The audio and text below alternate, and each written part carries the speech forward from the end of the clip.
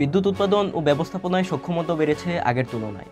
এরই মধ্যে দুদিন আগে উৎপাদনে নতুন রেকর্ড গড়েছে বিদ্যুৎ বিভাগ। এরপরও খারে চেপে আছে লোডশেডিং। হিসাব বলছে উৎপাদন রেকর্ডের কয়েকদিন না যেতেই রেকর্ড হয়েছে লোডশেডিংয়েরও। রোববার দেশে লোডশেডিংয়ের পরিমাণ ছিল 1860 মেগাওয়াট, গত এক দশকের মধ্যে যা সর্বোচ্চ। পাওয়ার গ্রিড কোম্পানি ও বাংলাদেশের ন্যাশনাল লোড ডিসপেন্স সেন্টারের তথ্য অনুযায়ী গত 22 এপ্রিল রাত 9টায় দেশের সর্বোচ্চ বিদ্যুৎ উৎপাদনের রেকর্ড ছিল 16,233 মেগাওয়াট। কিন্তু তা সত্ত্বেও দেশ জুড়ে লোডশেডিং অব্যাহত। 28 এপ্রিল দুপুর 12টায় এই লোডশেডিং পৌঁছায় 1864 মেগাওয়াটে। পিজিসিবি কর্মকর্তারা সংবাদ মাধ্যমকে বলেছেন, বিদ্যুৎ উৎপাদন বাড়লেও তাপপ্রবাহের কারণে বিদ্যুতের চাহিদাও বেড়েছে।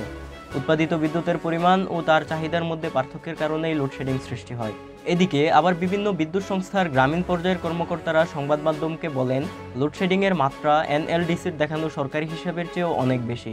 কারণ বিদ্যুৎ সরবরাহের স্থানীয়ভাবে হওয়া বিঘ্নগুলো সবসময় তালিকাভুক্ত হয় না।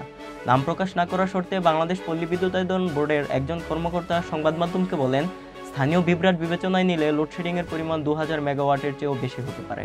তার তথ্য মতে গ্রামীণ এলাকায় বিদ্যুৎ বিভ্রাট এত ঘন ঘন হয় যে কোনো সমস্যা হলে গ্রাহকদের দিনে ও রাতে উভয় ক্ষেত্রেই কয়েক ঘন্টা অপেক্ষা করতে হয় বিদ্যুৎ ফিরে পেতে। বাংলাদেশ বিদ্যুৎ উন্নয়ন বোর্ড ও পিজিসিবির তথ্য অনুযায়ী দেশে দিনের চাহিদার পূর্বাভাস নির্ধারণ করা হয়েছিল 16,900 মেগাওয়াট এবং সান্ধ্যকালীন চাহিদা ছিল 15,500 মেগাওয়াট। আর বিআরইবি বলছে, রাজধানী ঢাকা সহ দেশের বড় শহরগুলো বাসিন্দাদের বিদ্যুতের চাহিদা মেটাতে গিয়ে গ্রামাঞ্চলে লোডশেডিংয়ের পরিমাণ বেড়ে গেছে। এদিকে রেকর্ড উৎপাদনের মধ্যেও লোডশেডিং বৃদ্ধির কারণ খুঁজতে গিয়ে বেরিয়ে আসে গ্যাস সংকটের ব্যাপারটিও। লোডশেডিংয়ের সাথে তাপপ্রবাহ অব্যাহত থাকায় জনগণের প্রাণ উষ্ঠাগত।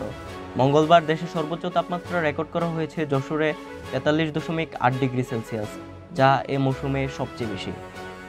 শাহ পরান, পদ্মা নিউজ।